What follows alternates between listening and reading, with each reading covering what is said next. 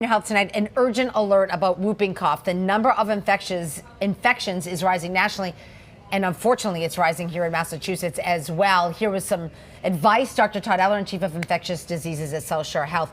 Okay, so this is a problem. We've been talking a lot about measles. What's the concern about whooping cough? Right. The concern is that there's been 2 recent deaths in infants in Louisiana. And this is vaccine preventable. Like the measles, you can prevent this. It's not quite as easy to prevent, but it can be. So how does it spread? It spreads, so measles is tiny, tiny little droplets that can spread long distances in the air.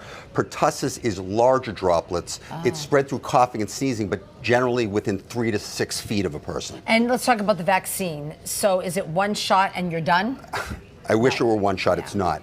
For babies, it's at 2 months, 4 months, 6 months. Okay, then 18 months, that's 4.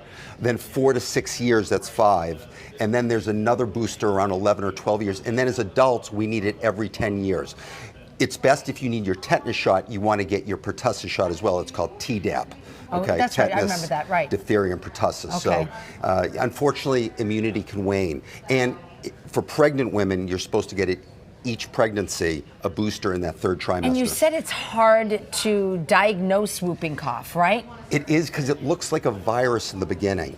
And then by the time that you hear these children or adults that can have these paroxysms. Scary. That's right. The whoop is because you're coughing so much you can't catch your breath. So then finally to get a big breath, you get that whooping sound. It's scary. Fortunately, it's not that common, but we're seeing a significant rise since the pandemic. All right. So your best advice? Vaccination. Vaccination. Dr. Todd Ellerin, we appreciate it. Thank you.